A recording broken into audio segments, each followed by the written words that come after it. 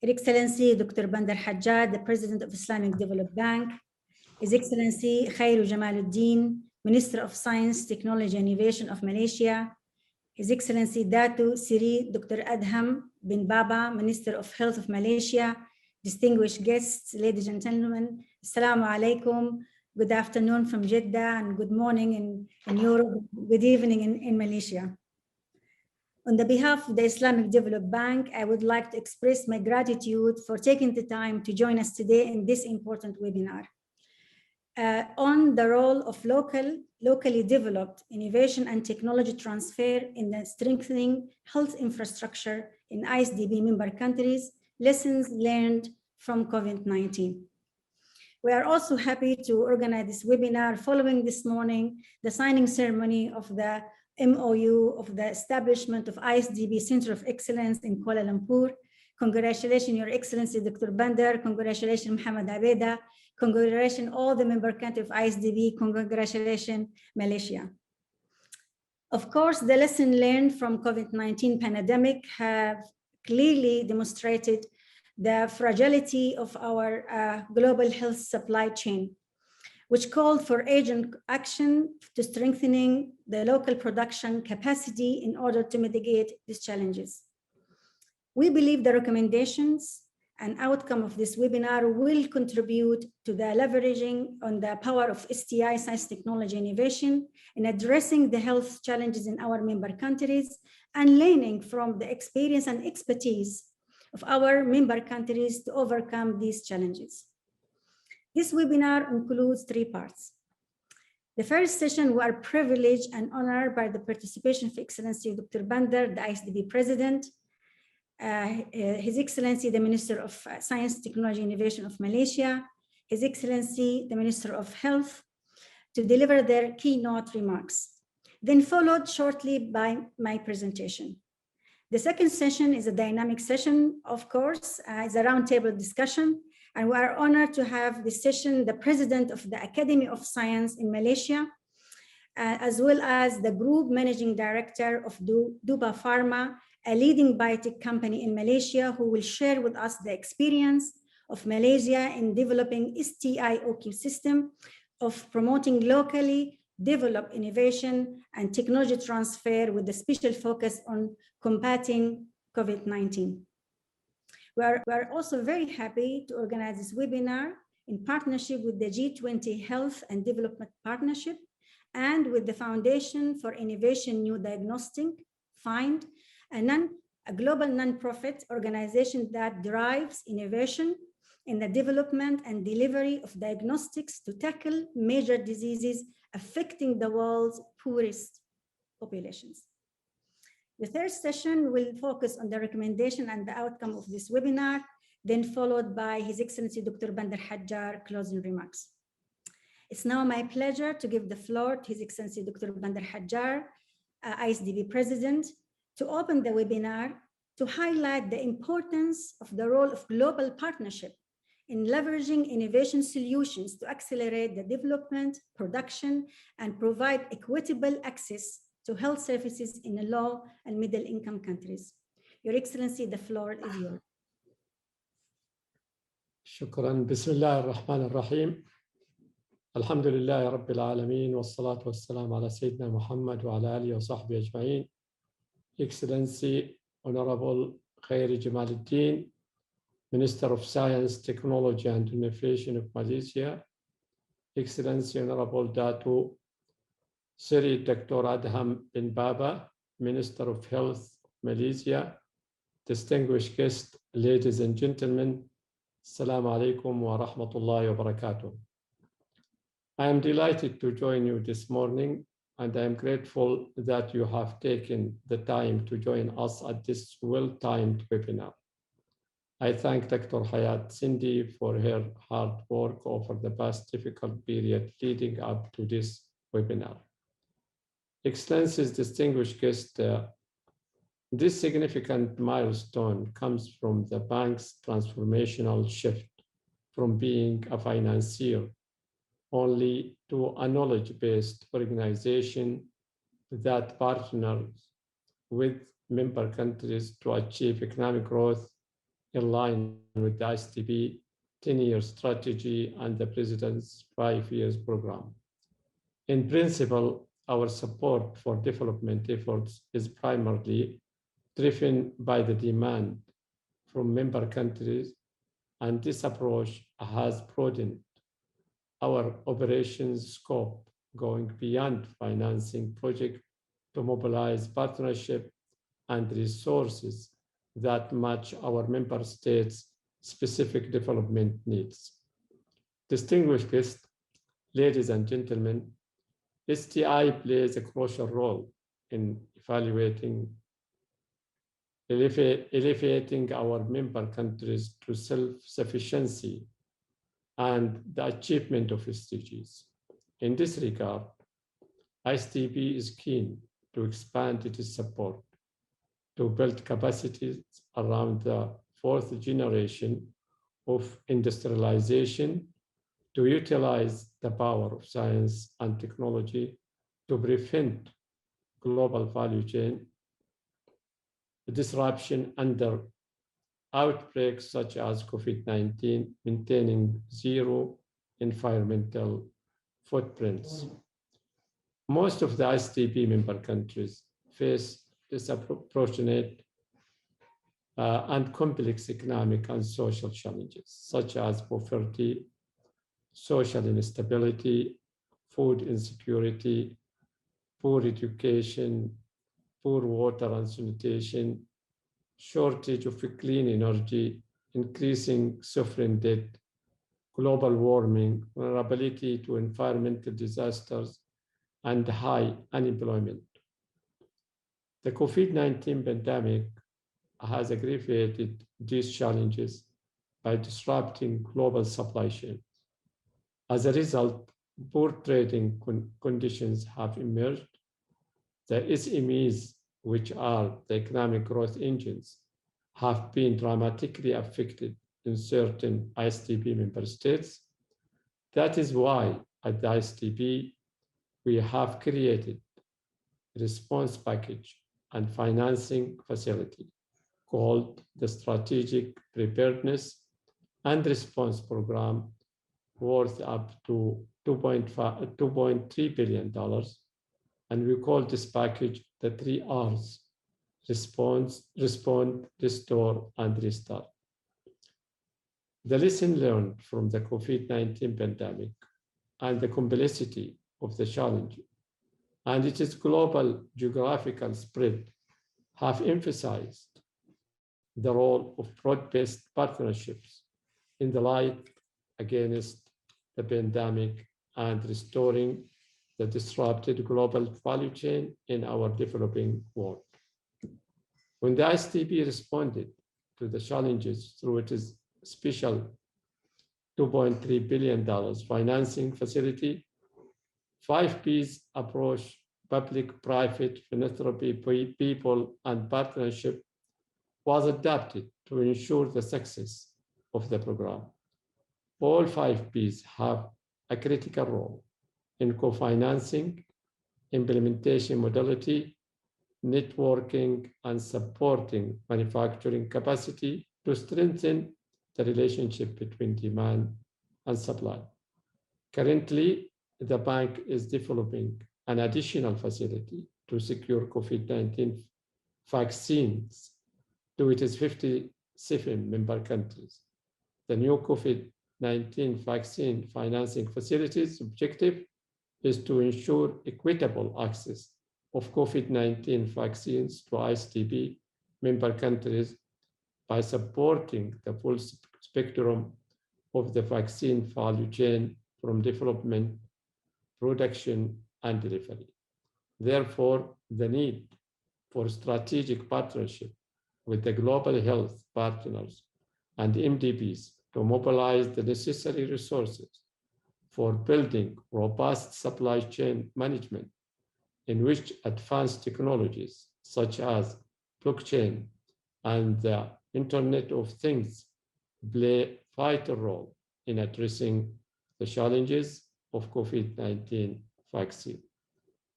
Excellencies, distinguished guests, ladies and gentlemen, once again, allow me to welcome all of you to this webinar, and I hope that the discussion will pave the way for global partnership around strengthening local R&D and manufacturing capacity of health infrastructure within the Malaysian innovation ecosystem.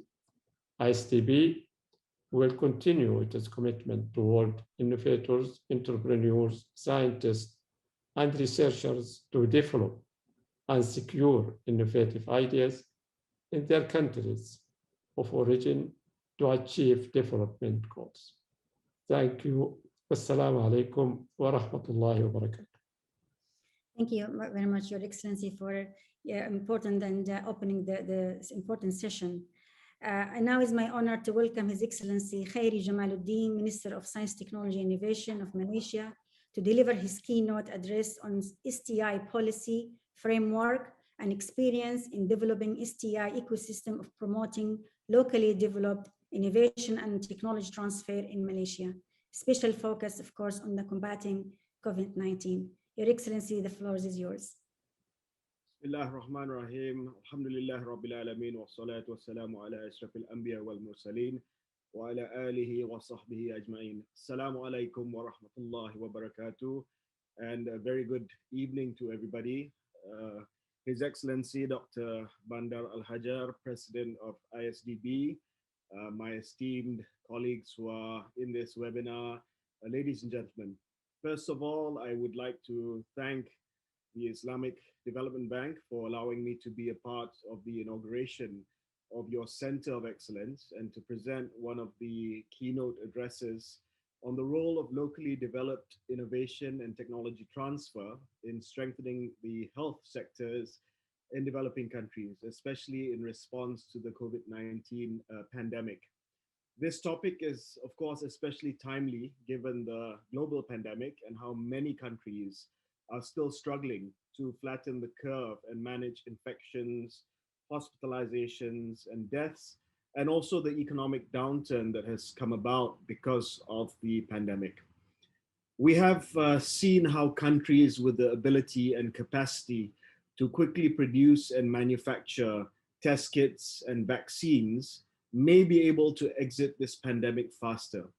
I think what we are seeing as far as COVID-19 vaccines are concerned is, in fact, a great injustice to many parts of the world. The inability of most of the developing world in developing and manufacturing homegrown vaccines has seen the global immunization program to date been defined by inequity. Developed countries whose companies have manufactured these vaccines have cornered much of the initial supplies, with poorer countries having to rely on what are now currently slow trickling deliveries from facilities like COVAX. And I think this is a huge wake-up call for countries, not just in the Islamic world, but in the developing world, that this tremendous inequity has been laid bare by a pandemic that has in fact resulted in an every man for himself syndrome throughout the world. I think global solidarity is not forthcoming, apart from, of course, investments in the COVAX facility. But even then, you see the prioritization of the deployment of the vaccines, and it's plain as daylight that what we are seeing here is inequity. This is why COVID has become a wake-up call in my country. As Science and Technology Minister, I saw the acute inadequacy within Malaysia in developing vaccines. We don't have the capacity to develop and manufacture human vaccines end to end. That's why we moved quickly to negotiate contracts with multiple manufacturers.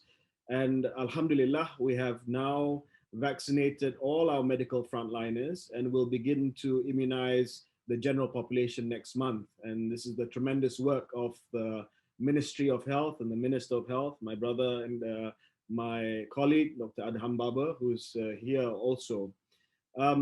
what we did is, instead of just buying vaccines, instead of just doing regular procurements, and we were lucky, unlike many other countries, we had the resources to go out there, negotiate some of these tough contracts with pharmaceutical companies and secure a decent supply.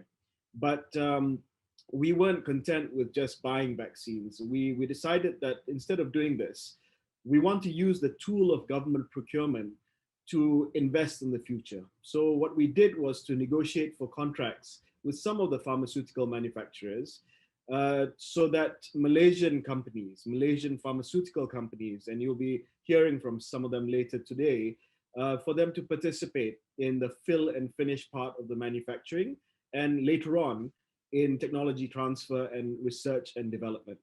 This will add value to our local pharmaceutical companies and kickstart investments into more end-to-end vaccination facilities for the future. We are also working with a vaccine manufacturer from China for their phase 3 clinical trials to be conducted in Malaysia, and that's currently underway. We realize that Malaysia is a unique destination for clinical trials because our diverse population represents 30% of the world's genomic makeup. And by positioning Malaysia as a hub for clinical trials, we will be able to develop further collaborations and technology transfers with global biotech companies. We are also taking this opportunity, realizing that that this is not and will likely not be the last pandemic. We are investing for the future. We realize that we cannot rely on the global supply chain. If this happens again, we will be at the back of the queue if we don't have money, if we don't negotiate early.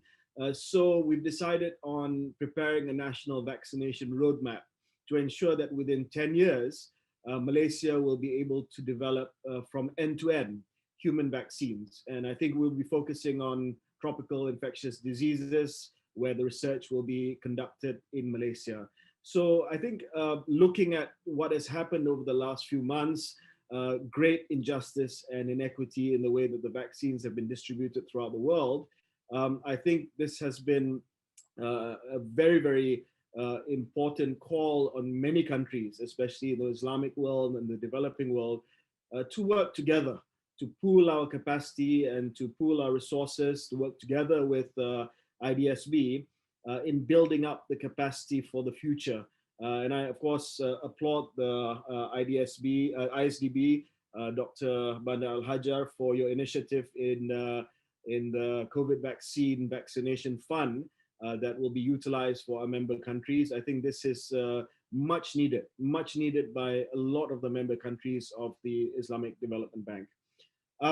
Allow me, ladies and gentlemen, to pivot slightly away from vaccines and vaccinations to other applications of technology that were used in Malaysia during the pandemic. We realized that our frontline healthcare workers were strained to the limit during the first wave of infections, and hospitals were swamped with positive cases. And early on, we didn't know much about how the virus spread. It was a novel coronavirus. We didn't know how it spread, whether it was airborne, whether it's on surfaces. And local innovators took advantage of a national technology and innovation sandbox that I set up. And this sandbox is really a test site for technology where the government allows inventors, researchers, and startup companies to come and test their technology in a real-life environment, where we provide them with regulatory support, we provide them with access to public facilities, and also we provide them with funding to do so. And local innovators took advantage of the NTIS and the fact that our hospitals and quarantine centers were stretched to the brim by deploying robots to hospitals and quarantine centers to deliver food to patients, removing the need for hospital support staff to physically do so. And this ended up being a tremendous live use case for these companies to fine-tune the artificial intelligence and sensor technology that powers their robots before commercializing it further. And because of the experience during the pandemic delivering foods, in a real-life scenario, we've been able to bring these companies closer towards commercialization and to export the robot technology that has been developed and built right here in Malaysia. Similarly, drones and space technology were used to patrol our porous borders. While Malaysia, of course, offers humanitarian assistance to refugees, at the onset of the pandemic, many countries were rightly concerned about undocumented migration, which can easily contribute and escalate the clusters of infections. So we combined our vibrant drone startup ecosystem with a more conventional remote sensing satellite images to carry out multiple border security operations to ensure we reduced imported cases of the virus. We continue to be vigilant because of the threat of new variants that are emerging and the risk that these variants can be imported through unmanned border points. And here again, we had startup drone companies looking to offer solutions during the pandemic and innovating their solutions into border control, matching it with our traditional satellite imagery by creating more robust surveillance at the borders. And I'm happy to report that we have some of the top drone companies in Malaysia. The number 2 drone systems company is from Malaysia. And this experience hopefully will enable them to scale up further into becoming a technology unicorn. Another application of technology, which was mentioned by Dr. Bandar Hajar just now, is the development of blockchain technology. So during the pandemic and currently, we've developed a homegrown, and this was developed by government technology scientists. We developed our homegrown blockchain traceability system for our vaccination program. So by using blockchain, this creates a single source of truth for monitoring our vaccine supply and ensuring that the database is tamper-proof. So with this system, everyone receiving vaccines in Malaysia will have the exact batch number from which the vial that your dose was drawn from recorded on your digital vaccination certificate that is on your smartphone. Now, by having this secure, traceable, tamper-proof system, we are able to start discussing with other countries using similarly secure systems, the possibility of mutual recognition in order to open borders. So 2 days ago, I had a discussion with the Singapore Foreign Minister, and our technical teams have been speaking for the last 2 weeks or so. We discovered a few weeks ago that both of us were using blockchain for our digital vaccination certificates and also the traceability of the vaccines from when it comes into the country right up until it comes into our arms. And by ensuring that both systems are interoperable and ensuring that we trust each other's single source of truth, the database, we are able to come to an agreement soon, inshallah, hopefully, where the two systems are interoperable. We give mutual recognition to each other's digital vaccination certificate, and that allows us to open the borders later in a much quicker and orderly manner when you can see the vaccination status, the test status, the serology status, the antibody tests of somebody coming into your country. So these are solutions which are not only useful for us today in the vaccination process, but also useful going forward in wanting to open borders.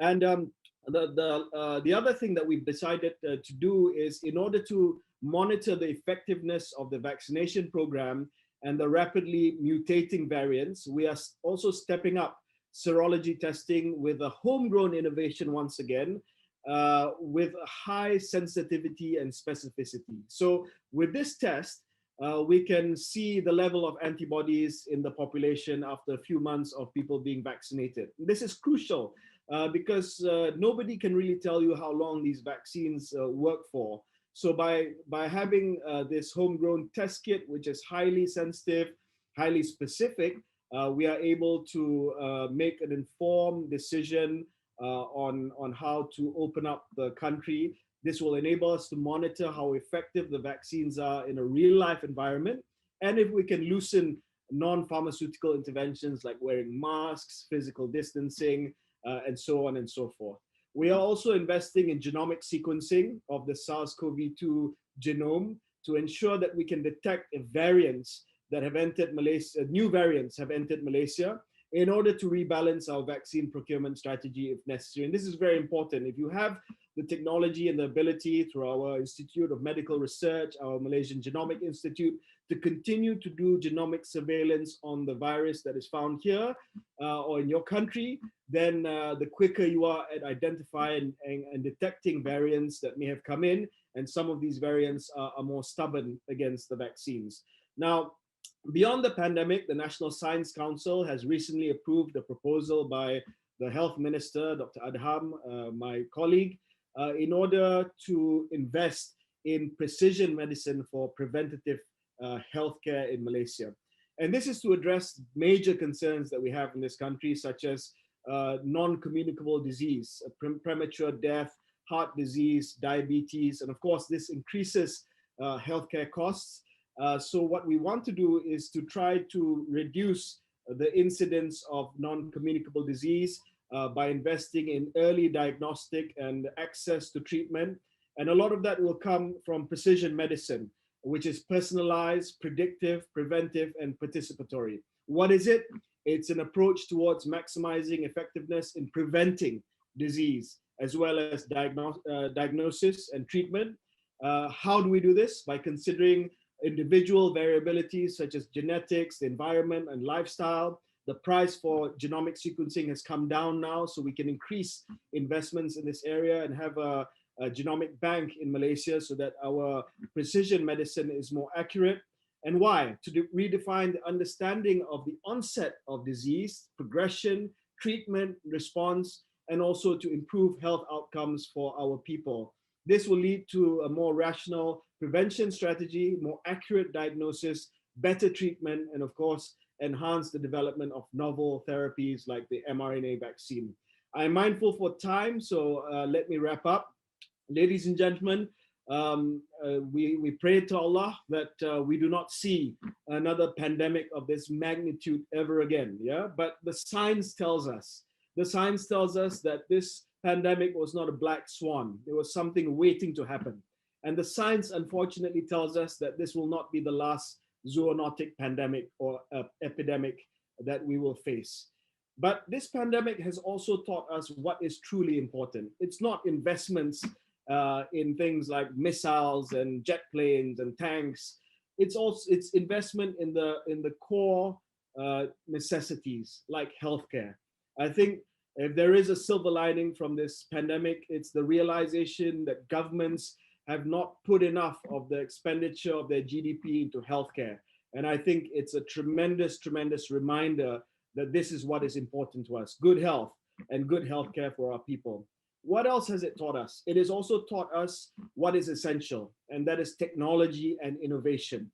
As the Minister of Technology in Malaysia, I've been fortunate to work together with my Minister of Health and the Ministry of Health to assist them. They are the key stakeholders in delivering on some of these technology and innovation to assist in our pandemic response. And going forward, we must invest, Muslim countries, developing countries must invest in technology and innovation, because the pandemic has also reminded us the great gulf of inequity between developed and developing countries. And it's been a tragedy to see the rollout of the vaccines follow this great gulf between the haves and the have-nots. This must be leveling the playing field, bridging this gulf must be the agenda of all of us, especially the Muslim world, in the coming years. Thank you very much.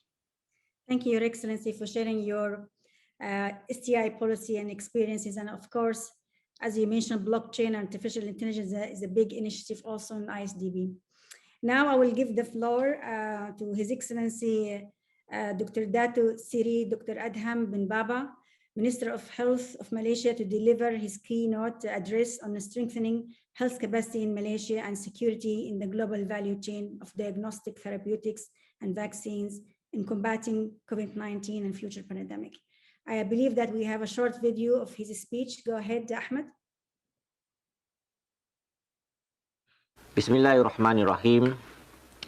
Distinguished guests, ladies and gentlemen, Assalamualaikum warahmatullahi wabarakatuh, and greeting to all of you. I am indeed very honored to be delivering the keynote address at this webinar on role of locally developed innovations and technology transfers in strengthening health industry in Islamic Development Bank members countries. Lesson learned from COVID-19.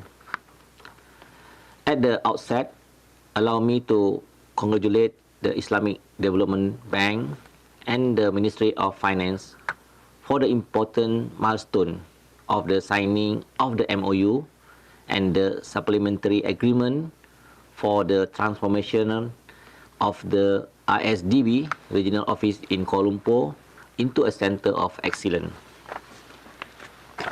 We at the Ministry of Health have benefited from the collaboration with international organizations such as the WHO, the OIC, and the ISDB.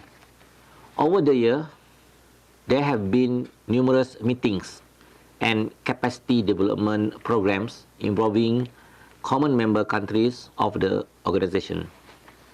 Such programs have helped strengthen health capacity in Malaysia, leading toward establishing security in the global value chain of diagnostics, therapeutics, and vaccine, which are important during this trying time as we combat the COVID-19. Honorable guests, as of 23rd March, Malaysia reported over 335,540 cumulative cases of COVID-19. Despite the overwhelming numbers of cases, the medical capacity in this country remains resilient in handling the case. We at MOH have undertaken steps to increase bed capacity, among others, by converting MOH hospital to full COVID-19 or hybrid COVID-19 hospitals, increase the number of low-risk COVID-19 treatment and quarantine centers, and engage private hospitals to manage patients. In addition, our primary care services have set up COVID-19 assessment centers in every district to assess COVID-19 patients for suitability of home isolation and home monitoring. We have also engaged with general practitioners in assisting MOH with the assessment of patients and giving health education on home isolation and monitoring. MOH is also constantly increasing the laboratory capacity to detect COVID-19 patients early by engaging other agencies, universities, and private laboratories to perform reverse transcription polymerase chain reaction (RT-PCR) and antigen rapid test kits (RT-antigen testing). MOH is continuously monitoring SARS-CoV-2 genetic mutation by conducting genomic surveillance throughout the country. In facing healthcare workers with burnout symptoms and emotionally issues, MOH has taken the initiative to set up the psychosocial support helpline at national and state level. MOH collaborates with other relevant government agencies and non-governmental organizations in these activities. Honorable guests, the resilience of the health system and medical capacity in the country has been brought about by meticulous planning and efficient implementations of the plans. The WHO, during its 2019 Joint External Evaluation, commended this achievement via multi-sectoral collaborative approach to help country, with MOH providing coordination. Furthermore, there has been a national surveillance system developed that synthesizes data across reporting system with real-time entry at the district, state, and national level. This led to enhanced monitoring system leading to better risk assessment, responsive decision-making, and timely risk communication. This wealth of data has allowed for modeling and forecasting the spread of COVID-19, leading to responsive decision-making, and timely risk communication. The extensive data captured propel COVID-19 disease categorization that enables contact-driven management and treatment unique to the Malaysian population. In addition, MOH has successfully implemented individual tracking system, which is MySejahtera, which to control the spread of COVID-19 in countries. MySejahtera will provide accurate and timely data for MOH to carry out prompt and effective measures. The resilience of the health system is further reinforced through a culture of continuous improvement via conducting simulation exercise, which strengthen the preparedness for health security. It is indeed important that we ensure that the local players, including startups, are integrated in the pharmaceutical global value chain by increasing higher added value through research, development, and commercializations of their businesses. Some of the initiatives undertaken by the government in this aspect take into account that, for example, although currently Malaysia does not have the capacity or complete facilities for vaccination manufacturing, in negotiation for the purchase of COVID-19 vaccine, the government has included value-added element to enable Malaysia to develop our vaccine development capacity in the country, such as research institutes at National Institutes of Health and universities. The Malaysian government has signed term sheet agreements to carry out the fill and finish manufacturing process locally, which is the last step of filling the vaccine into the vials before it is distributed. Through this measure, this in turn will accelerate vaccine development, R&D, and manufacturing. The government has also signed a bilateral investor agreement with the Coalition for Epidemic Preparedness Innovation, CP, to enable Malaysia to gain access to vaccine, R&D, technology transfer, and new expertise for local researchers. In the area of research, MOH overcame the challenging landscape of the COVID-19 era by incorporating technology and innovation in the conduct of studies, such as in clinical trials, utilizing virtual recruitment, virtual visitation, electronic informed consent, and cloud-based data storage were evident in the effort to limit face-to-face contact. Given that Malaysia and the world are at risk of being exposed to other pandemic in the future, the government, through the National Science Council, agreed that the National Vaccine Development Roadmap be drafted as a long-term plan for Malaysia to manufacture vaccine locally. Distinguished guests, ladies and gentlemen, it has been a great pleasure for me to be part of this important webinar. I do look forward to enhancing collaboration with the Islamic Development Bank, particularly the newly established Center of Excellence. I wish all of you the best as we strive to strengthen health capacity in our member countries while ensuring security in the global value chain of diagnostics, therapeutics, and vaccine. Once again, thank you very much for inviting me as a keynote speaker. Wassalamualaikum warahmatullahi wabarakatuh. Wa alaikum assalam wa rahmatullahi wa barakatuh. Thank you, Your Excellency, Minister of Health in Malaysia, for great work and for preparedness for COVID-19. And we look forward to our collaboration via the Center of Excellence and also via our HERE hub in Jeddah. Now, your ladies and gentlemen, distinguished Excellency, I would love to give a short presentation focus on the building resilience through innovation ecosystem in response to COVID-19 pandemic, to just set up the floor for the next session, which is about the roundtable discussion. Next one, please. At ISDB, we believe that everyone has the right to live in dignity and prosperity, and nurturing economic growth is the best way after poverty.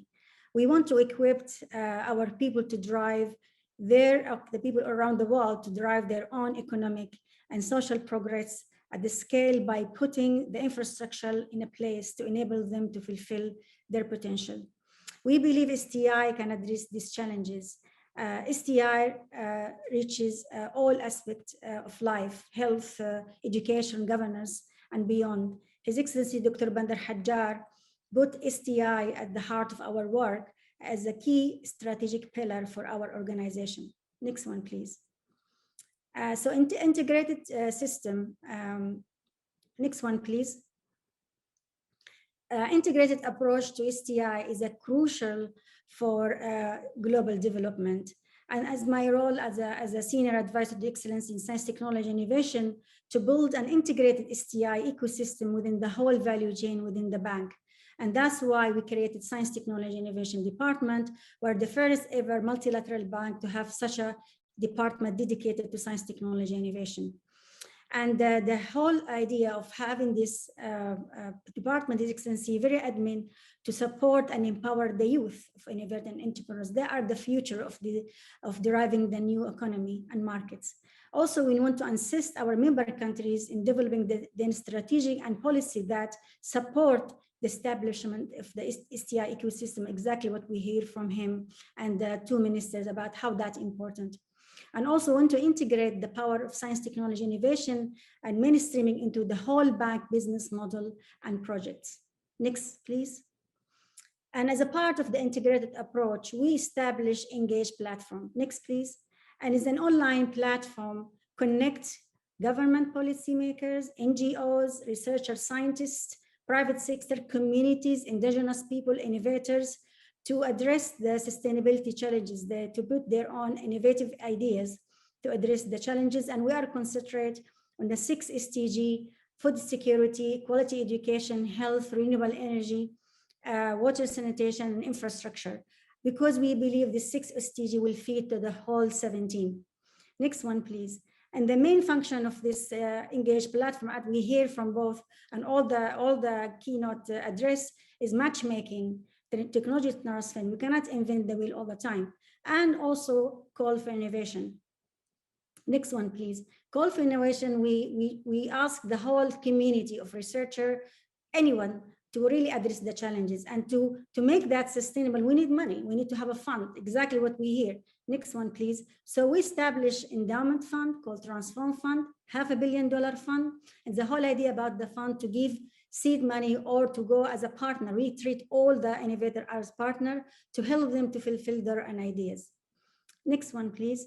And we accept all level of innovation because we don't want to leave anybody behind. There is a startup idea, amazing idea. They need to be nourished. They need to be, we believe in that. And also scaling up, and you hear that for next session from the Depot Pharma, how that is important.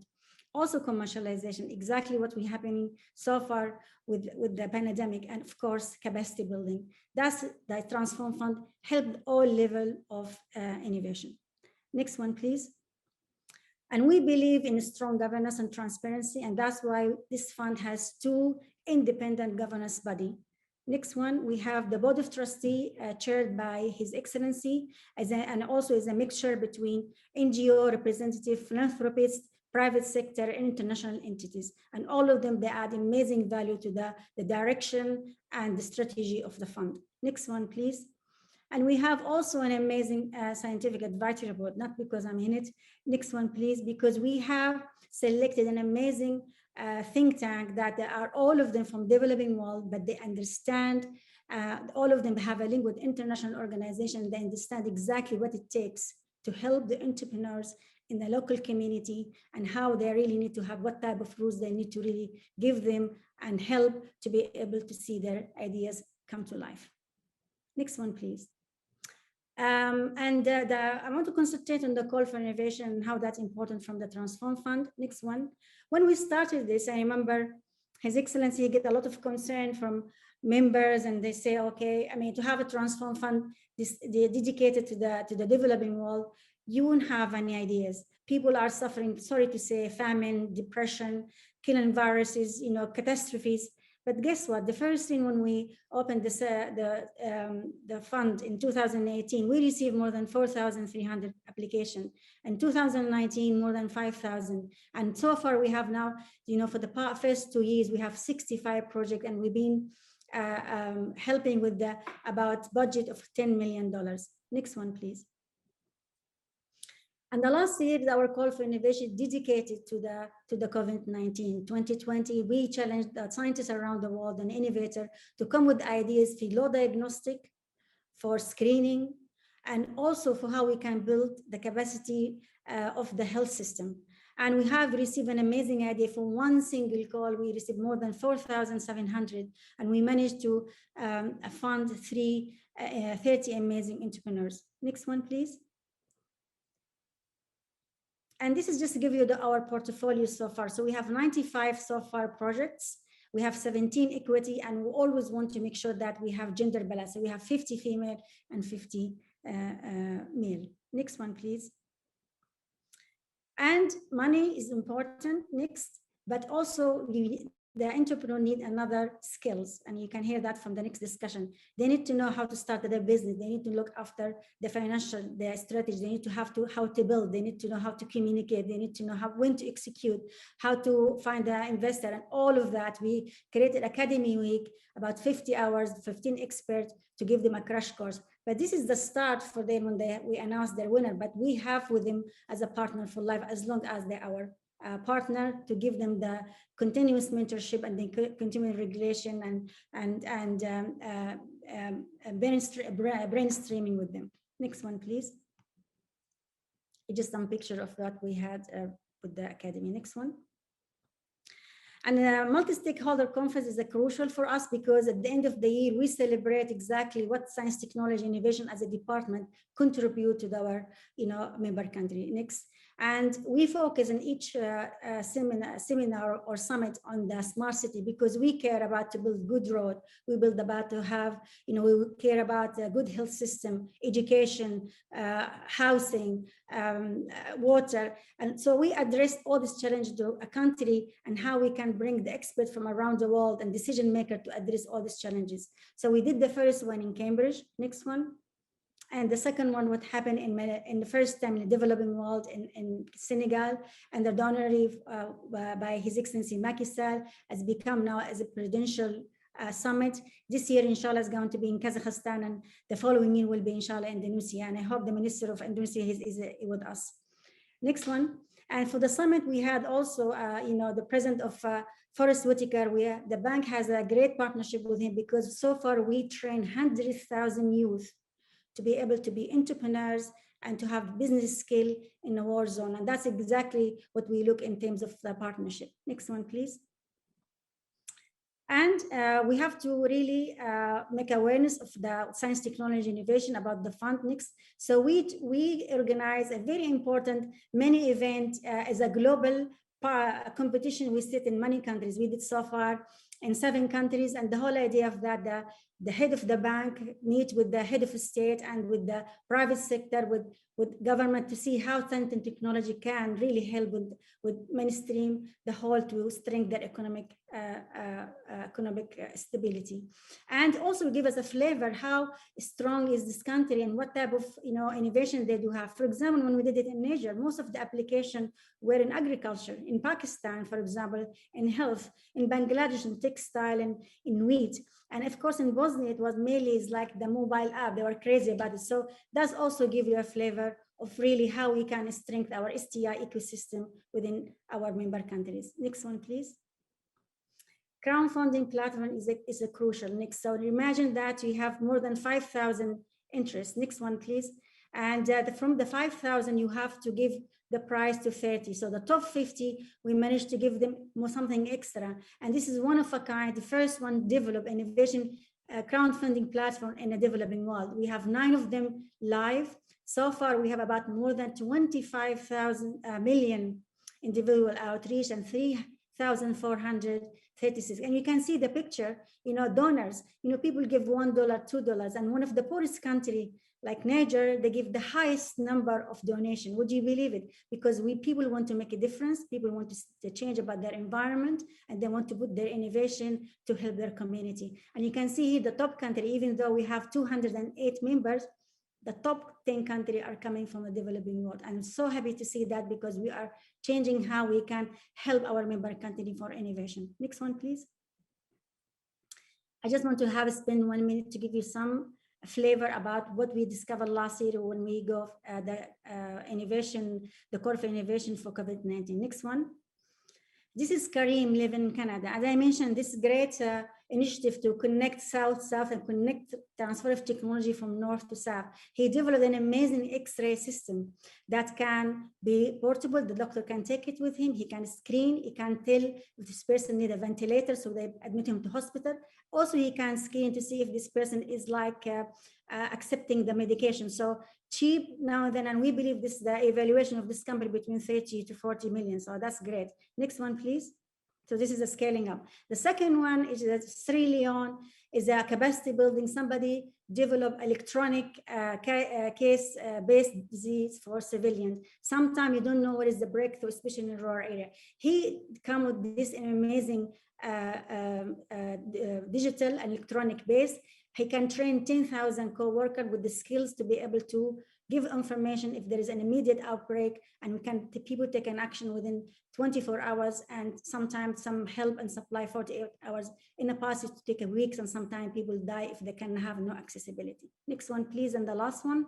Is the amazing lady. She did her PhD in Columbia University, but she wanted to make a difference in her own country. She set up this big data engagement for the youth and adolescents to make sure how can people report in their own difficulties, and especially with the health system. So, and also that is combined with telemedication and text messages, because people is savvy, people can text, and that all the data can be linked to the big data portal, and that can be analyzed in dashboard. And that's an amazing, also tell us about how they can help and what type of difficulties in terms of health system that happen in Bangladesh. And the last thing I wanted to mention, next one, please. I just want to refresh what His Excellency said in his speech. What did the bank and what is the bank actually doing to help with this COVID-19? First of all, the bank, he did an amazing, within this international, high standard international cause. He put this strategy for 2.3 billion, our 3-star, because we're not only helping people with the health system. A lot of our country suffer from, who are really in agriculture sector and education. So we need to have a system to support SMEs, farmers, and also how we can connect schools with the right digital so they cannot lose in their education. And that's exactly what 2.3 billion, health, agriculture, SMEs, and also education. Also, as I mentioned, His Excellency, is one of the key pillars is a global partnership. We need to have that to restore, disrupt value chain, of course, and help our member countries in terms of leveraging and support local development innovation. And that's exactly what we have found here today with our discussion. And also the bank is doing this year as what we call it IVAC, vaccine financing facilities. You hear the Excellency talk about it, and to ensure providing equitable access to the vaccine to support the value chain. And of course, this year we're going to run another run for the COVID-19 call for innovation. And this year we'll be building resilience through innovation in response to COVID-19 pandemic. Please apply. It will be open on the 1st of April 2021, closing date May 31st, 2021. Anybody can apply, regardless of their religion, regardless of their gender, regardless of nationality. We look, as you said, as I mentioned, collaboration, transfer of technology, South-South, North-South, South-North, whatever it takes to help humanity. Thank you very much. This is the end of my presentation. Now I'm going to introduce the roundtable discussion. Excellence, distinguished guests, ladies and gentlemen, I'm delighted to invite you to join our roundtable discussion with Dr. Sergey Carmona, Acting CEO and Chief Medical Officer from FIND, Dr. Asma Ismail, the President of the Academy of Science in Malaysia, Mr. Leonard Arif Abdul Shatir, Group Managing Director, Duba Pharma Biotech. The discussion will be moderated by Great Alan Dowley, Executive Chairman at Sovereign Sustainability and Development and the Governor of the G20 Health and Development Partnership. Alan, the floor is yours. Well, thanks very much, Dr. Hyatt, and congratulations on that presentation. It's extraordinary to see what the bank is doing in the field of technology, and you and I have talked many times about this, but I do think that the role of the Islamic Development Bank is really innovative. I want to focus very much on what Dr. Banda said, and also what Minister Jamaluddin had to say. The G20 Health and Development Partnership is a not-for-profit organization that brings together organizations like CEPI, FIND, which is the Global Diagnostics Alliance, other public-private partnerships, NGOs, the pharmaceutical industry worldwide, and also academia, and then also organizations that are involved in innovative financing initiatives to help promote research and development and innovation and delivery when it comes to strengthening global health security. And just by way of introduction, I just want to agree both with Dr. Banda and Minister Jamaluddin. What I think we clearly see, and this is why I think this meeting today is so important, and why you must really continue with this work that you're doing in the Islamic community and the work that you're promoting in the Islamic Development Bank, is the framework for pandemic preparedness and response and for guaranteeing global health security, frankly, is not fit for purpose. We've seen it throughout last year in the G20 Health and Development Partnership, and we've seen the way in which in many countries around the world, not all, there are some very good examples where there's been where there was proper preparedness.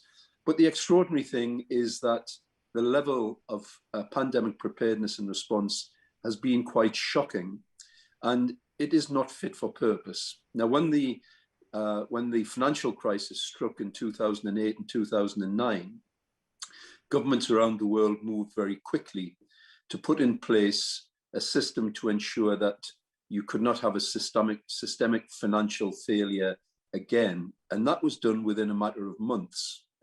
What we have to do in relation to the wake-up call that we should have from this terrible pandemic is there needs to be action internationally by governments to ensure that everyone, and that means equitable access, and it means supporting low and middle income countries and developing nations, as well as the rich nations, so that we have in place very rapidly a pandemic preparedness and response mechanism that is fit for purpose. And I just want to give you two figures, and then I'm going to move into comments from our esteemed panel. It was estimated prior to COVID-19 that to meet SDG 3, which is the health SDG, it was probably going to cost just under $400 billion to achieve that goal by 2030. Then COVID-19 hit us, and up until the end of last year, and so the figure will be significantly higher now, the G20 countries spent $12 trillion mitigating COVID-19. So if anyone feels that investments in health preparedness, global health security, health system resilience is not worthwhile, when we just have to see the money that has been that's had to be spent to deal with the crisis that we have been in. And that's why Dr. Banda said there has to be a transformational shift. And that's what we in this partnership want to do, Dr. Hyatt, with you, the Islamic Development Bank. And although it's called the G20 Partnership, we'd be very happy to work with the government of Malaysia and others within the Islamic community. We work already closely with Saudi Arabia. So what I want to do now is move into three short presentations from our special guests. And I think, as they've heard, we need to focus on what are the lessons to be learned and what can we do rapidly and in the midterm, the medium term, to build local capacity so that we're no longer in a situation where we end up with the grotesque picture of health nationalism that we've seen in the last 6 months, where the low and middle income countries and developing countries are put at the end of the queue yet again. And so what steps need to be taken to ensure that there is local capacity, local research and development capacity, and the means to distribute the therapeutics. It's not only vaccines, by the way, therapeutics, diagnostics and vaccines, if we're ever in this situation again. So the first person I'd like to call on to speak is Sergio Carmona, who's the acting Chief Executive Officer of FIND. And as I said, effectively FIND has taken on the role as the Global Diagnostics Alliance. So Sergio, for the next 4 or 5 minutes, you have the floor. Thank you, Alan. And thank you, Your Excellency, from the Development Bank for that very interesting keynote address. And to the 2 ministers from Malaysia, the Minister of Science and Technology and the Minister of Health for a very for sharing their kind learnings and very inspiring, actually, presentation of what Malaysia has managed to do in this regard. And to you, Dr. Haya Cindy, for your leadership in this whole development and also for your role today. FIND, as Alan already pointed out, is a global diagnostic alliance. It's an NGO based in Geneva that serves whose mission is to really ensure equitable access of reliable diagnostics worldwide. And we are part of an alliance of partners that are spurring diagnostic innovation and making testing also integral as part of an ecosystem in the health system.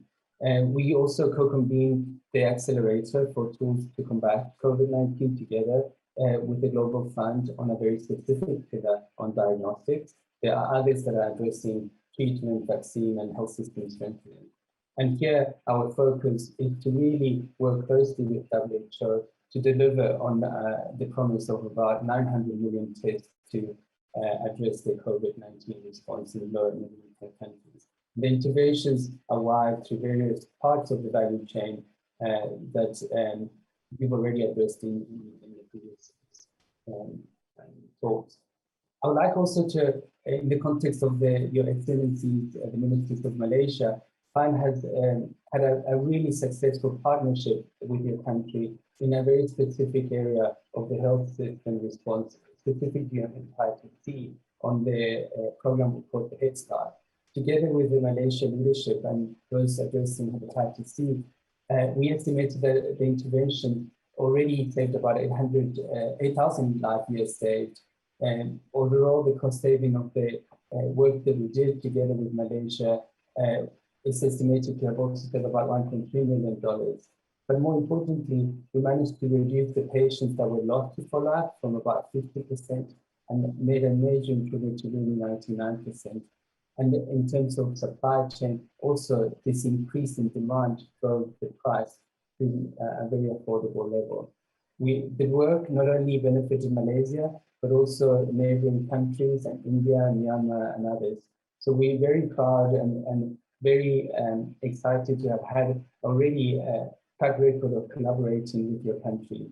And in terms of COVID, despite all of this, we still see a major gap between the capacity of low and middle income countries to test. Alan, your point is well taken. I don't think the system was pandemic prepared. Even from the supply chain, major organizations from the UN and others that serve low and middle income, they were definitely not prepared for the requirements of this pandemic.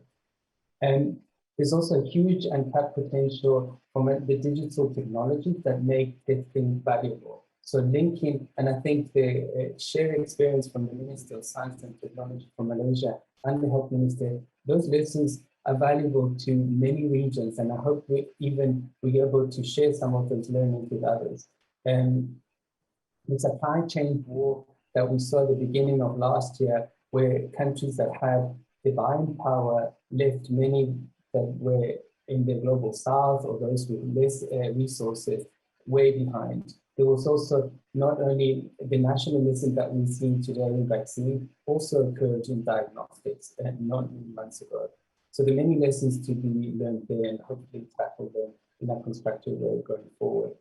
And now the issue around local manufacturing, which is key, Alan, also is not quite as easy as, it is not an IKEA one solution. There's, we need to build capacity around engineers, local manufacturing for diagnostics is complex, but it will be a valuable aspect of this to tackle because it will decentralize what we see already happening with diagnostics and vaccines. To wrap up, I would say that the ISDB is in a unique position to enable and support these complex processes across the Islamic world, but as you pointed out, Dr. Hayat, beyond just the Islamic world. We offer at FIND lots of expertise in diagnostics, as you know. We worked already in countries that are also important to your organizations and beyond. We also propose a collaboration to build on already an existing framework through ACTA to work with your governments and share the skills and learning that have already been provided even today and beyond. I would love to hear more about what Sierra Leone did because it's important that some of the learning comes also from countries that have low resources and the skills to develop appropriate tools. So Alan, over to you. I'm still within my 5 minutes and I can address questions going forward.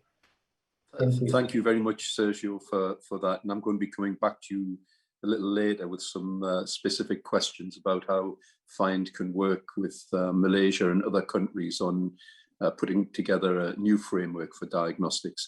We're very honoured now to have with us Dr. Asma Ismail.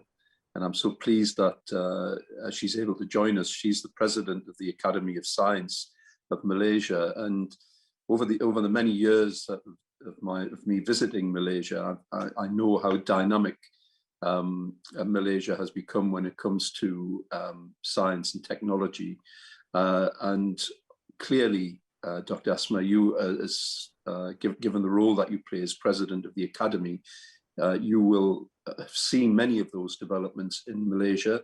And I know that we're particularly interested in the role how we tackle health problems in the digital age. But I just wonder if you'd like to make some introductory remarks. So over to you. Thank you. Right. Thank you very much, Alan, for the kind introduction. And also I would like to acknowledge His Excellency, the President of IDB and Dr. Hayat, Cindy, and also the respected colleagues and speakers and ladies and gentlemen. First of all, COVID-19 has taught us many things and many lessons. The question is whether we learn anything from this lesson at all. And basically, I like to touch base on what the learning points that we have learned from COVID and basically what kind of resilient measures need to be in place. I think as far as what is happening in Malaysia, together with the examples, our Minister of MOSTI has explained that. But let me backtrack to say what Academy Science is all about. We are the think tank in terms of STI for the country.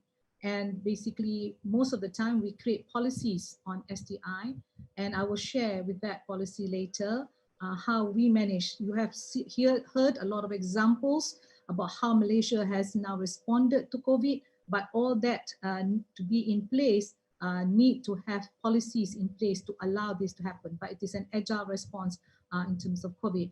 But in terms of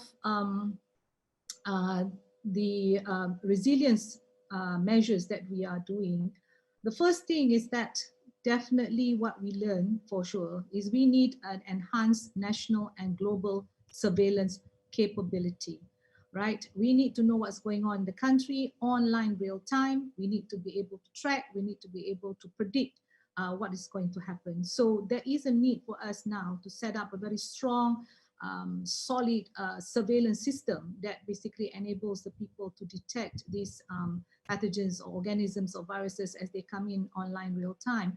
And more importantly, once tracked, it's important to make this information available. I'm not sure whether this is happening in all countries, but once information comes in into big data, all this is nice and fine, except that it needs to have now equitable sharing of that information to a lot of people, so that a lot of people, a lot of our scientists, a lot of researchers in the country, to the public-private sector, so that now with that information that they get, they can now work on something. They can do the R&D part, or they can do innovation part to now be able to say, aha, this is what we need now to provide the solution, real need solution for the country, right? And this surveillance data that we have, obviously you need data scientists. And this is where I would like to say that even for Malaysia, we don't have enough data scientists, because with all this input coming in, what are we doing about that data? So that data now has to be analyzed, has to be churned into information, because data alone by itself it is not enough. It has to be churned into information. And from this information is where we can now interpret and make proper decisions on policies and stuff for the country. So, and one of the things we learn is that the data need to be online real time, need to be timely.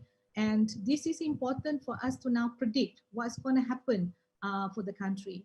But you know, when you talk about SDG, having good health, we all know that the current pandemic is a zoonotic disease. And basically we need to control transmission from the animals to men. And it's going to happen again and again if we don't take useful measures in terms of One Health. So I think this is something on the table that I need to say. We need to talk about One Health. It's not just about the health sector. One Health, you know, this is more and more of this pandemic is going to come from the zoonotic. And that means we need to have people from the medical to sit down around table together with people from the animal sector and also people from the environmental protection center, because the reason we have the pandemic is because these three are not talking to each other. So it is very important that you just don't concentrate on the disease. You have to concentrate on what caused the disease, and you have to prevent that from happening rather than just responding to the disease. So this is something that, and One Health is a discussion on the table that needs to be done frequently among member countries, etc. And I think with the digital era that we have, we can do webinar like this, and the global world is very small as it is. So that is one thing that I would like to say, that we want to be able to have this thing done for resilient measure. The next thing, Alan, is to have an agile and adaptive law, regulation, and policies. You know, with the advancements that we now have with artificial intelligence, what artificial intelligence can do, blockchain, etc.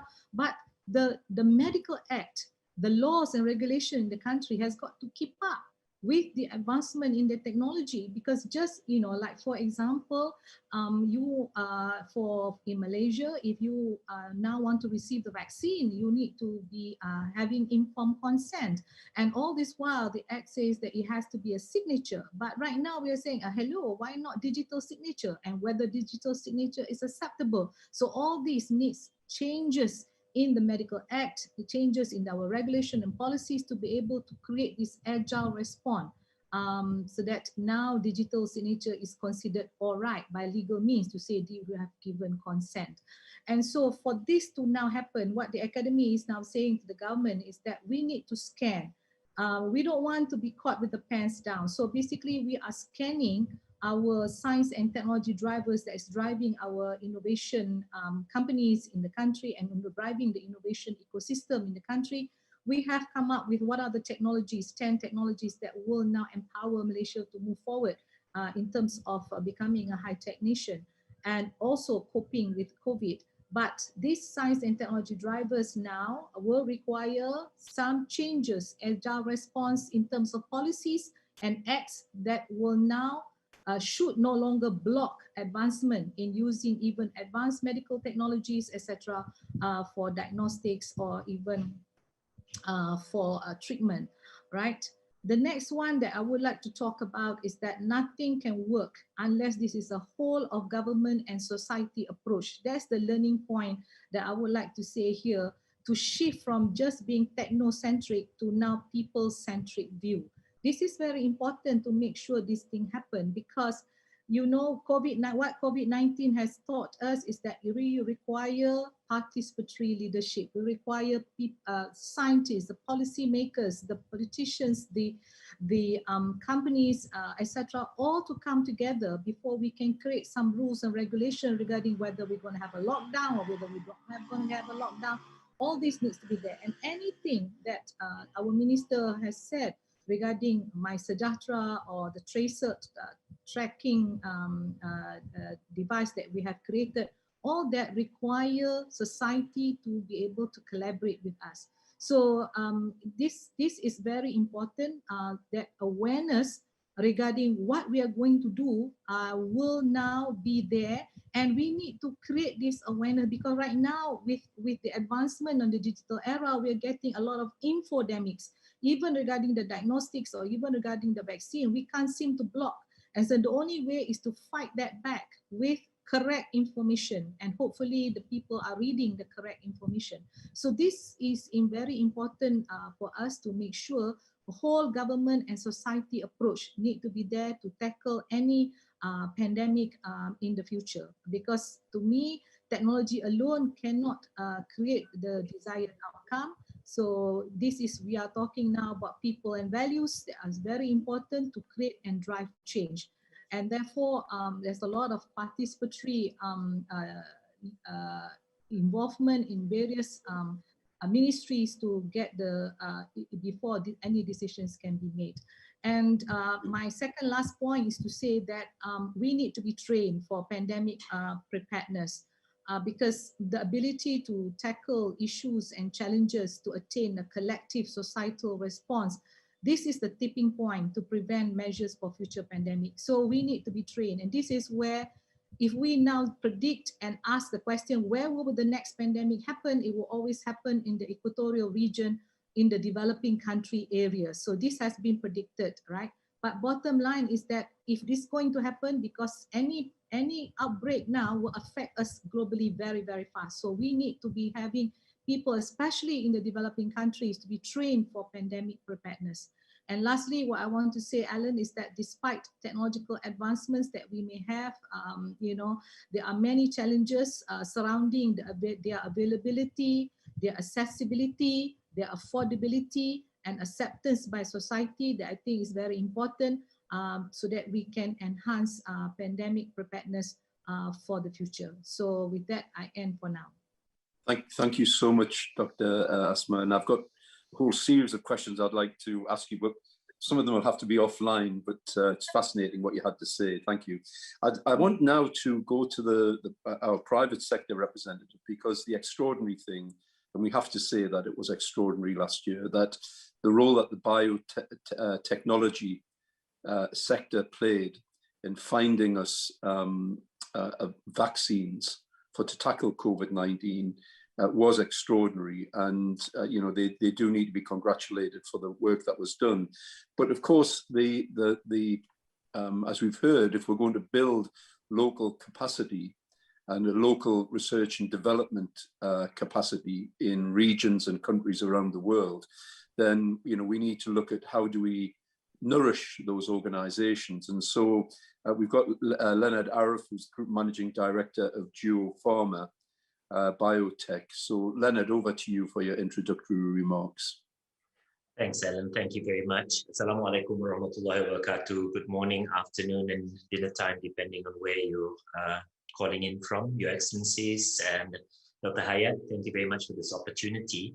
I'm humbled in the presence of the quality of the panelists tonight. And I'm neither a scientist nor am I an academician. We're in the private sector. We're the largest pharmaceutical producer in Malaysia. We're publicly listed. And we, like most pharmaceutical companies around the world, we were mainly focused on what we call small molecules. Back in 2010, we saw a need because of the sheer growth rate of biologicals that was occurring globally. We pivoted somewhat, and subsequently we became the first pharmaceutical company in Malaysia to actually conduct a full-scale biologic clinical trial in Malaysia for a product called erythropoietin, EPO. Now, by way of technology transfer, I think being in the private sector, we're the sharp end of the results of policies. So in that sense, we've been very, very fortunate to be operating in Malaysia, where the policy platform tends to be helpful towards businesses, etc. So to give you an example, anecdotal of course, because it deals with Duo Pharma, back in 2010, 2011, we looked into the biological platform, and we decided that the two largest biological products which were consumed by Malaysians at that time was insulin and also erythropoietin. These were two large medical consumable pharmaceuticals that were biologics. So what we did then, we knew we couldn't set up insulin facility in Malaysia, and I'll come to that point towards the end about what does it take to actually develop the ecosystem for pharmaceutical manufacturing.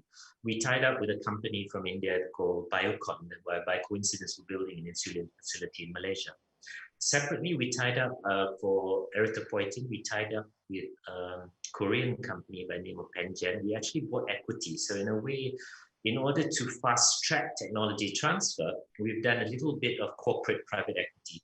So we bought a little bit of equity in this company in Korea, and then we went into a joint clinical trial. We funded it, and it turned out to be the first generic biosimilar that was actually registered in Malaysia. Now, that is a huge effort on the part of the Ministry of Health in Malaysia, because they assisted greatly in ensuring that, one, we didn't make any mistakes, but two, taking the risk in ensuring that some of these products could be localized into Malaysia over time. So what happened was we started off with an equity investment. We then went into a joint clinical trial. And then we started the manufacturing of the product. We started selling the product in Malaysia, but the product was actually imported from Korea, the finished product. Then the next step we took was to actually establish a pre-filled syringe fill and finish facility, the first of its sort in Malaysia.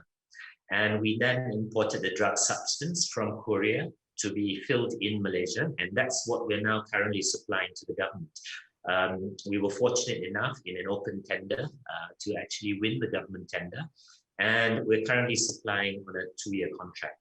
So that has assisted in terms of, because when you talk about technology transfer, I think it's very key that people realize the technologies, and a lot of these technologies are already available. So the mistake some people make is trying to reinvent the technology all over again. And what you do in that regard is you actually miss out on 5 years worth of effort.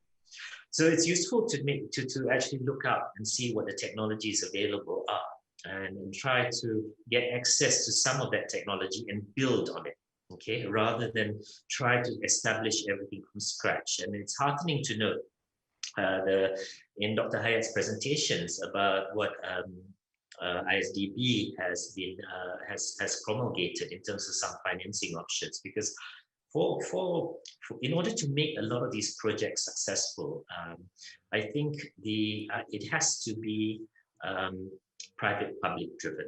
Okay, let's talk about COVID-19 specifically at the moment. Okay, I think countries were woefully unprepared, and we really don't have much excuse for it, because this, if you go back the last few years, you had, Nipah, you had MERS, you had SARS, etc. So this current pandemic was just a matter of when it was going to happen as opposed to if it was going to happen. And I think what this pandemic has taught us is, as stated just now by Dr. Asma, and of course the Minister of Science in Malaysia, that we have to expect that these things will continue happening. So preparedness is important. Now, what are the limiters in terms of being prepared? And I'll talk to it from a private sector point of view.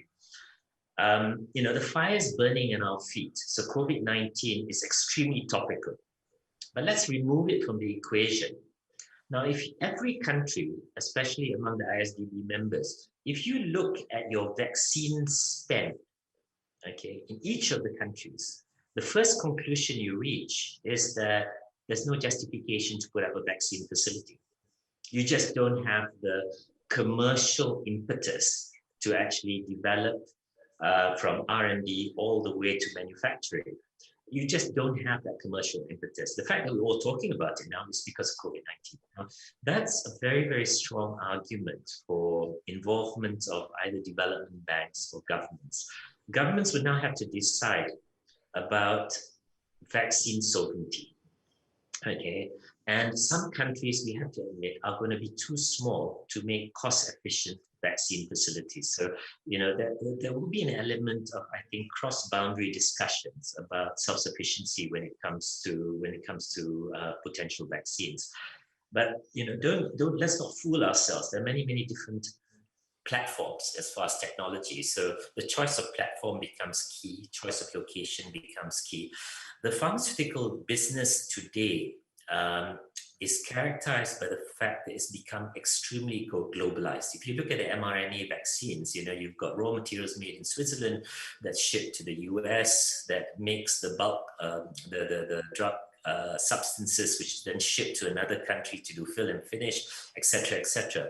So, you know, when you start looking at vaccine self-sufficiency, you also have to understand how the economics work when it comes to vaccines.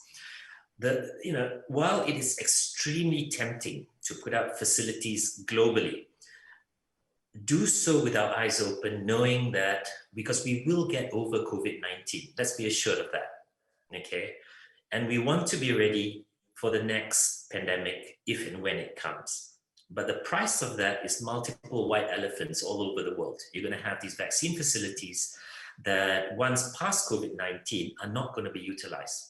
And a lot of thought has to be put into place as to how do you utilize these facilities. And when it comes to funding as well, because I can assure you that a lot of private companies who are not already in the vaccine field will be hesitant about investing when they know that post-COVID-19, they're going to be left with a white elephant. So that's really key. So flexibility in funding is going to be extremely important when you start talking about some level of COVID-19 or some level of vaccine self-sufficiency. Ecosystems become very, very key. Now, as much as we've done extremely well, if you ask me personally, in Malaysia in managing the COVID-19 and managing the building blocks that are required in order to reach a point where we can theoretically manufacture, there's still gaps in the ecosystem. And that goes all the way from R&D, initial R&D, all the way to manufacturing. You know, can you do a clinical one in your country for a biological? If you can't, then think very carefully about how you fill that gap. Do you have central laboratories that are able to conduct clinical trials? You know, it's not a question of clinical trials itself, but it's also the analytics. So that's very, very key. And then lastly, scalability. I think scale is extremely important. There is a momentum to look at vaccine manufacturing globally, to make, you know, in order to answer the question of the inequality, et cetera, et cetera. But there will be a price to be paid. And I think most governments and private companies will have to go in with their eyes open, figure out unique types of financing models that allow these facilities to continue being able to operate even when we don't have a pandemic. And this is something I'll probably pick up in the Q&A afterwards as well, Alan. So just to give you some flavor of some of the potential issues to be faced by ISDB members. So thank you very much. Thanks, Leonard. I'm conscious of President Banda's time, and also we've got the recommendations to look at. I'm going to ask each of you one question. So I'm going to I'll tell you what the three questions are now, and then I'll take each of you then to answer the question and any remaining comment, but if you can keep them brief. I think in relation to diagnostics, Sergio, one of the things that I saw throughout last year is that while everyone said testing was incredibly important, politicians weren't prepared to invest the resources into diagnostics. And given that most politicians are generalists and aren't scientists, how do we prevent another situation where we get in, for example, if you take the role of the Islamic Development Bank or what's going on in Malaysia and in this region, or in the Islamic community, how do we get away from this situation where diagnostics, frankly, becomes the poor relation, because there's the old saying, if you can't measure it, you can't fix it. Yet there seemed to be a really fundamental problem with funding diagnostics through the ACT Accelerator at the very beginning. And then in relation to Dr. Asma, I just wonder whether you could say something more about breaking down the silos, because one of the reasons we created the G20 Health and Development Partnership is that this whole debate on health is divided into disease silos. You then have clinicians and researchers, you've got statisticians, the statisticians, and it's very difficult to be able to get a handle on this. So in the work that you do, how can we integrate this across the whole of the decision-making process? Because what we have to do at the end of the day is to get finance ministers to fund this. So it's with respect to the health ministers and the technology ministers, we need the finance ministers, the central bank governors and the heads of government to fund it. So what do you do at a horizontal level to help bring these all together? And then I think to pick up the point that Leonard made, which is, to get away from the idea of sort of scientific or vaccine sovereignty. What's the mechanism, the private sector mechanism that needs to operate, say, in a region, as opposed to a single country, to pool resources so that you don't end up with these large white elephants, as you've said, which people really won't want to fund in the future? And we haven't even got into antimicrobial resistance, which is a pandemic that's affecting the world, where there's a market failure. So first of all, Sergio, you, and then we'll take Dr. Asma, and then Leonard, you to conclude, and then I'm going to hand back to Dr. Hyde. Alan, I think the answer to your question is already provided by my panelists and the presenters earlier. I think the time to act is now. I think there isn't a president or minister of finance or health in the world that has not noted the consequences of not having testing at the scale that those countries needed it, right? So politically, I think diagnostics have never been higher in the agendas of many countries. I would say, what can the Islamic Development Bank and we can do here? It's built on what we've learned from the last year's experience through the ACT Accelerator. There's advocacy, there's need for technologies that are appropriate to be addressed in countries. Sierra Leone is a key example already provided that diagnostics, even if we do everything we can to make them affordable, if they're not linked to a data system, that is the Minister of Finance, Health, and the President won't be able to know how to challenge or fix policies. And so I would say build on universal health coverage, like countries have already done, and then be well prepared for the next pandemic with technology, both digital and in diagnostics that are decentralized. So I would say data, key, and technologies that are patient-driven, because we know that the uptake is not only on price, it's also in the complexity that these have to be user-friendly for primary healthcare providers and patients. Thanks, Sergio. Thank you. I think what would be really interesting is for us to continue the dialogue between the ISDB and FIND, and perhaps some of the governments who are working in this very important field, so that, as you say, we're properly prepared. So I'll move on. Thanks, Sergio. I'll move on to Dr. Asma. How do we get rid of these silos and get a proper comprehensive approach across the piece? Okay. First of all, what's the beauty or impact out of COVID-19 is that people now turn to STI or science for answers. And that means now you see overnight, things need to be accelerated. You need to show agile response in order to do that and not to get a lot of backlash. There is a need for breakdown of silos to happen. And as the two ministers just now from Malaysia, for the health minister and Mosti, you can see that the two of them are working together and the other ministers together the defense minister, everything it needs to now come together in order to move and for Malaysia to now respond to COVID. But what's important is that what are we doing today? We are having a discussion between Malaysia and IDB. And basically this is to me is about science diplomacy of how we are doing this. But what our approach now is that I think science diplomacy to make sure how the Minister of Finance continue to finance what you're doing. KJ, our minister, was talking about having a national roadmap for vaccine. And you know that is a large investment that need to be there. And how do we get, if we now want to move precision medicine to be able to cope, how do we now ensure that infrastructure for digital need to be before precision medicine can now happen? So all these technology advancements require commitment. And the only way we see now is that we need to approach this in a pragmatic manner. Build inside to deploy outside.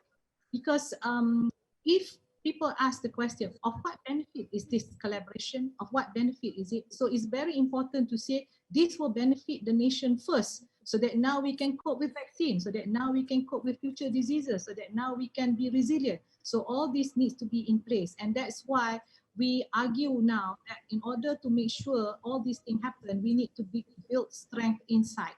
And this is our approach now to science diplomacy, so that now we now provide evidence because data is very important, and evidence is very important to have partners, members of IDB to trust what are the things that we're bringing to the table for discussion. Even after this, the recommendation that's being made, how do you know Malaysia is very successful? What is the evidence that what Malaysia has done is good enough? Evaluation, yeah. To do and evaluate. So this, and of course, to break the silo, we have to make the public and private to work together. And this is why we built for the first time the policy, National Science Innovation STI policy for the country that link between the economic sector and the R&D sector. Otherwise, there will not be a future high income or high tech nation for Malaysia, because if the public and the private sector do not work together. So for us, innovation is very important in order to drive the excellent analysis, thanks.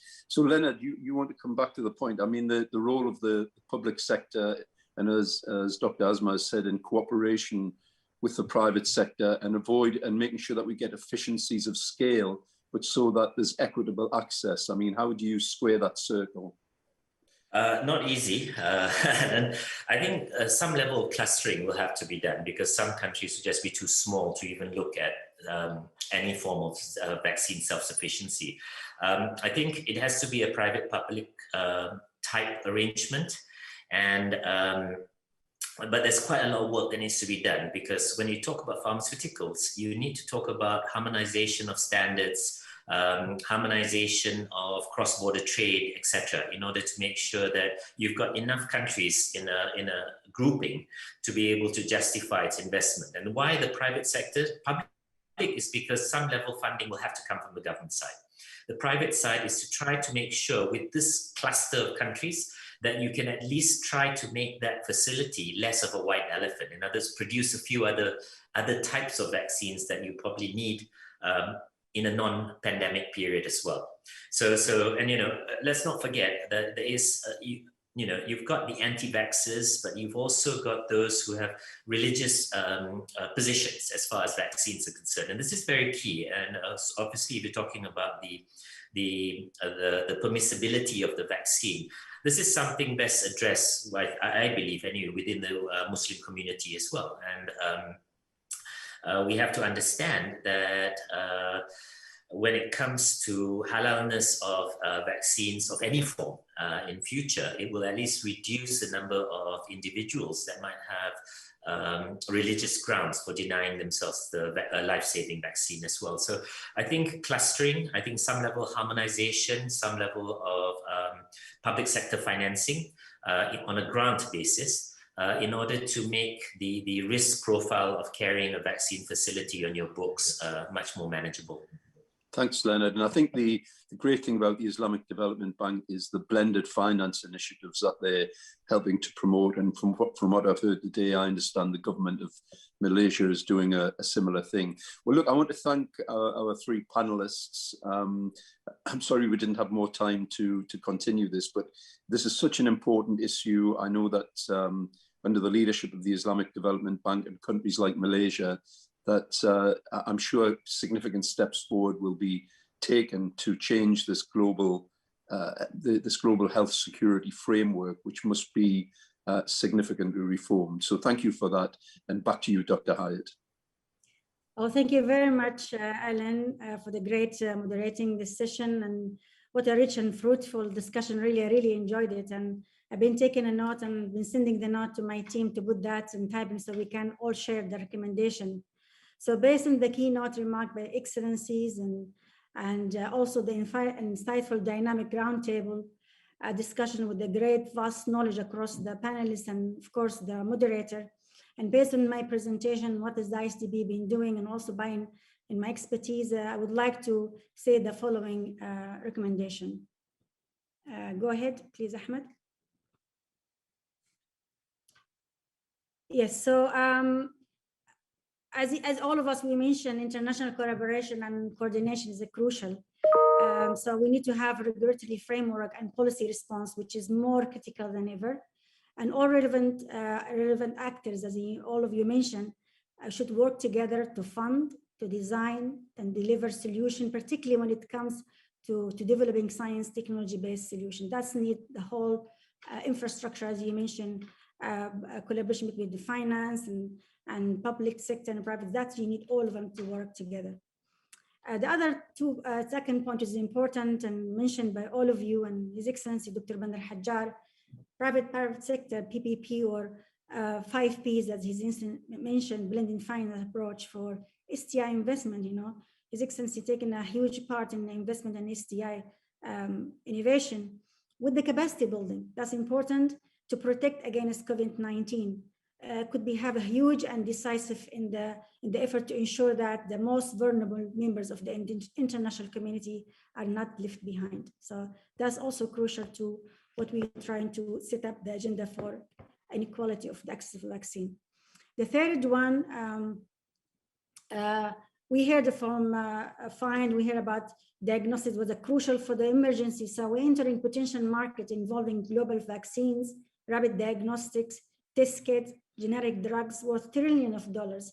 In order to build on this, we need to not to be miss the boat. We need to stimulate R&D and manufacturing in member countries. We need to have biotechnology cluster. We hear the Leonard said we need to have expertise in bioinformatics, molecular biology, synthetic biology, bioengineering, along with the disease control, manufacturing, teaching, and support for the youth. We need to give them that whole infrastructure to make them, you know, innovate and help their own countries. The one before last, with the member state, we need to support the health and technology ecosystem to improve preparedness and resilience of society against the future coming, something like COVID-19. And that include technical and science development. We hear the Minister of Health, we need multidisciplinary in a range of areas. You know, social and emotion, that's important. We need multidisciplinary, for example, in data science, sociology, physiology, mass transit system, engineering, supply chain management, ICT, digital technology, political science, and economics, and also creating the demand and turn this potential market into reality with economic and financial argument to invest in the new technology, as you said, Dr. Asma, and the rest of you. Finally, you mentioned about, you know, how we really can help with the Muslim community. I think we need to have a big voice, and we have to have a voice. And the drug company had also Leonard to be able to consider, you know, traditions and sometimes religion, and how people can sometimes affect their taking the vaccine. Bank is an advisory group in building the success in disease eradication programs. What happened similar in polio in Pakistan. We can tap into really to enhance COVID-19 testing and vaccine uptake in the Muslim communities.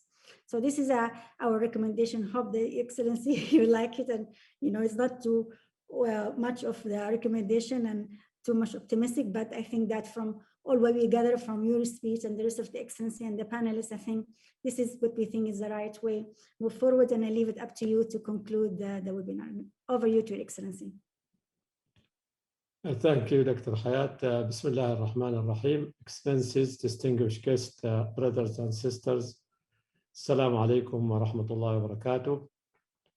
On behalf of the Islamic Development Bank Group, I express my sincere thanks and appreciation to His Excellency Khairi Jamaluddin, Minister of Science, Technology and Innovation, and His Excellency Adam bin Baba, Minister of Health of Malaysia, for their inspiring keynote address. I also thank the esteemed panelists of the roundtable discussion, Her Excellency Tan Sri Dr. Jamila Mahmood, Special Advisor to the Prime Minister of Malaysia on Public Health, and Dr. Sergio Carmona, Acting Chief Executive Officer and Chief Medical Officer of FIND, and Mr. Leonard Arif Abdul Sattar, Group Managing Director. And I commend also the excellent moderation of Mr. Alan Donnelly, Executive Chairman, Sovereign Sustainability and Development and Convener of the G20 Health and Development Partnership. The discussion was indeed very insightful. Thank you, Dr. Hayat, and also I do appreciate this important and timely initiative and excellent organization and summarization of the main conclusion and recommendations for the step forward. We will follow up, inshallah, on the outcome of this event and establish programs to foster innovation and technology transfer, strengthening health industry in our member countries. And as this event comes in partnership with our newly established ISTB Center of Excellence in Kuala Lumpur, I reiterate my great pleasure of signing today MOU and the supplementary agreement with His Excellency, the Minister of Finance, ISTB Governor for Malaysia, on transformation of the ISTB regional office in Kuala Lumpur into Center of Excellence. I take also this opportunity to congratulate the KL CEO, Brother Muhammad Ubaidah, and his team, and assure them of all my support and urge them to continue their commitment and dedication to achieve the objective and the mandate of this center to benefit our member countries. Thank you so much. Wa assalamu alaikum wa rahmatullahi wa barakatuh.